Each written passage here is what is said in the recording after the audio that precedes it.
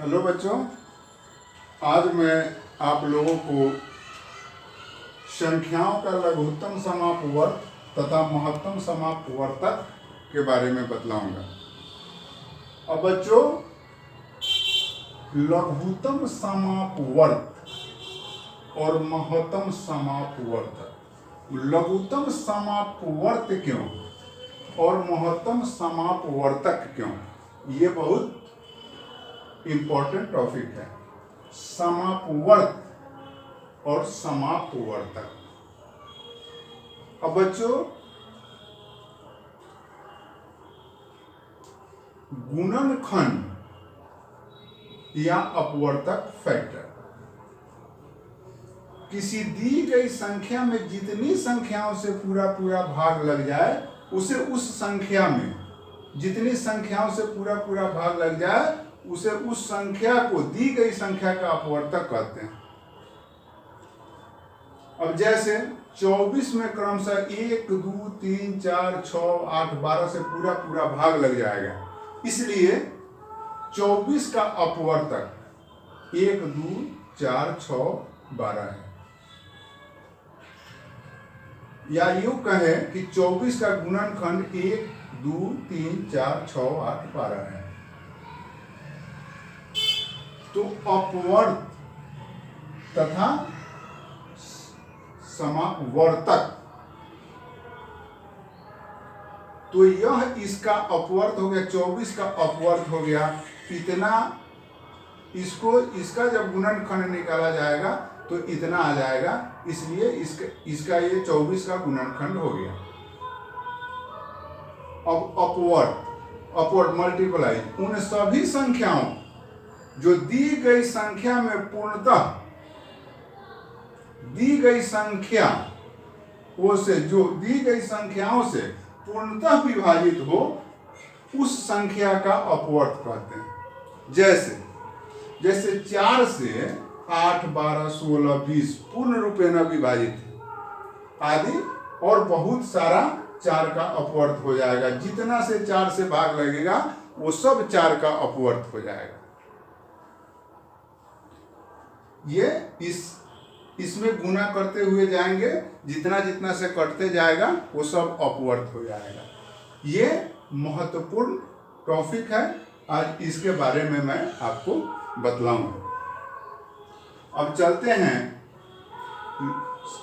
अब इस लघुत्तम समापवर्त तथा महत्तम समापवर्त तक पर कुछ क्वेश्चन करा करके मैं आपको दिखलाता हूं।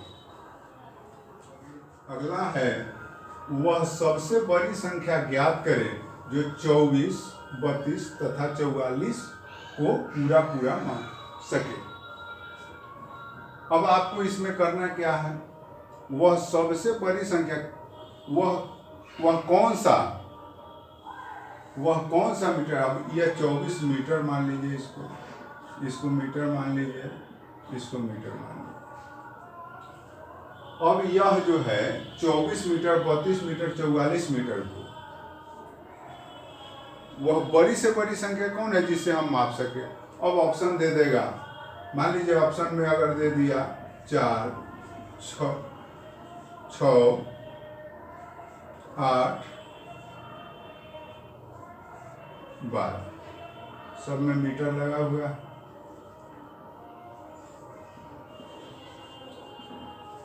तो अब इसमें चुनना है कि अब इसमें सबसे बड़ी संख्या कौन है जिससे ये 24, 32 तथा 44 को पूरा पूरा मापा जा सके। तो बच्चों ध्यान है, इसमें कुछ नहीं करना है। ऐसा क्वेश्चन जब भी आवे तो हमें महत्तम समापवर्तक निकाल देना है। अब हम 24 और 32 का महत्तम समापवर्तक अगर निकाल दे, 24, 32, अब 1 से जाएगा 12, 8 कट गया, 24, 8, 3, 24 कट गया। अब यहाँ 8 जो हुआ, 8 बचे 40, 4 कट गया, 8, 2, अब इसका महत्तम समापवर्तक जो आया वह 4 आया। तो अब यही बड़ी संख्या हो जाएगा, बड़ी संख्या। अब हम इसको 1 नंबर को टिक लगा सकते हैं। 4 मीटर वह बड़ी संख्या होगी। अब इसमें 4 दिया है, 6 दिया है, 8 दिया है, 12 दिया है, सबसे बड़ा 12 है।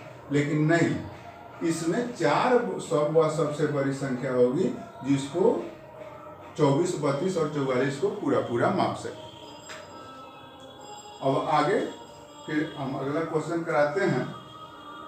अब यह अगला क्वेश्चन है, वह कौन सी बड़ी संख्या है जिसमें 221 और 259 में भाग दिया जाए तो शेष क्रमशः 5 और 7 बचे। अब इसको देखिए।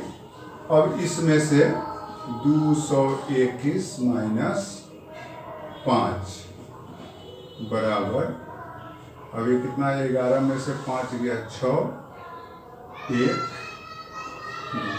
ये 216 हो गया। अब यहाँ जो है, अब अगले का है 259 माइनस 7 इक्वल टू 252।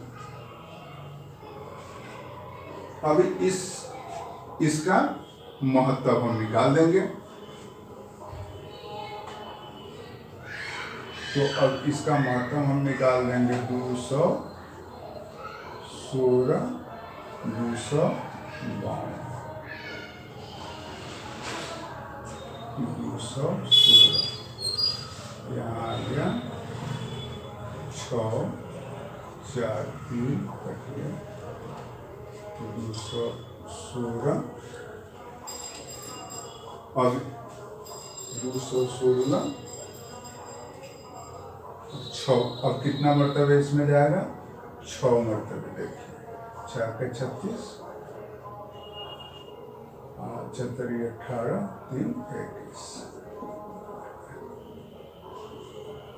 36। अब वह संख्या जो है, वह संख्या 36 है। यही आपका आंसर है। अब आगे बढ़ते हैं नेक्स्ट क्वेश्चन पर। 12, 16, 18 ऐसा क्वेश्चन अगर आता है तो इसमें कुछ नहीं करना है, इसका आपको लघुत्तम समापवर्त निकालना है। अब 12, 16, 18 का लघुत्तम समापवर्त आप निकालते हैं। तो आप 2 से दीजिए 6, 8, 9। फिर अब 3 से दीजिए 2, 4,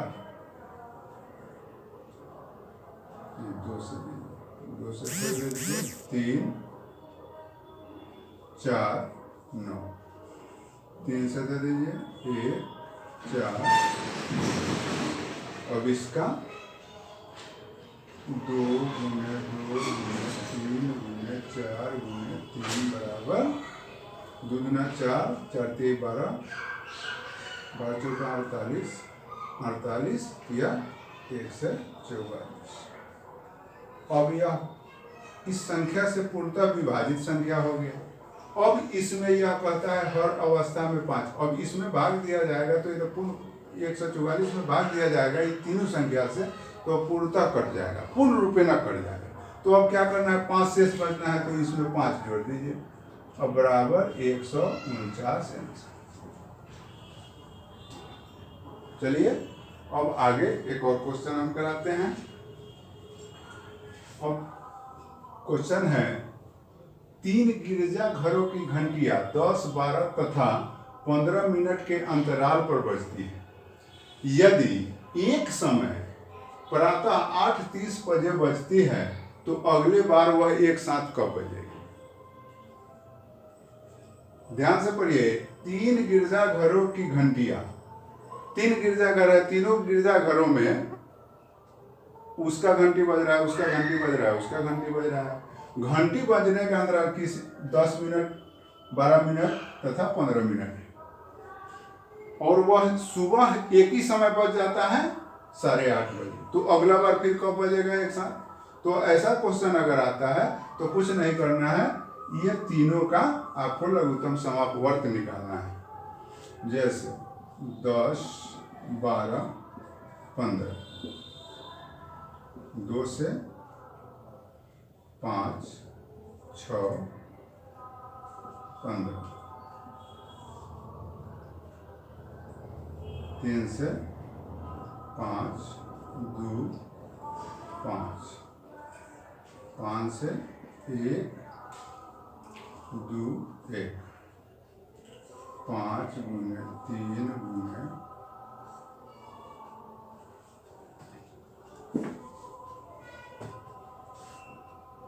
2 गुने 3 गुने 5 गुने 2, 2 तिया 6, 6 5 30, 30 गुना 60, ये 60 मिनट हो गया।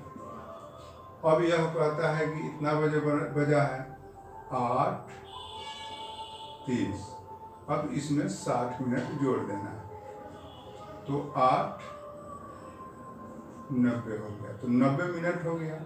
तो 90 मिनट, अब यह 1 घंटा 30 मिनट हो गया, तो बराबर 9:30 बजे प्रातः, यही आपका आंसर हो गया। ठीक है बच्चों, फिर मिलेंगे हम अगले वीडियो में। धन्यवाद।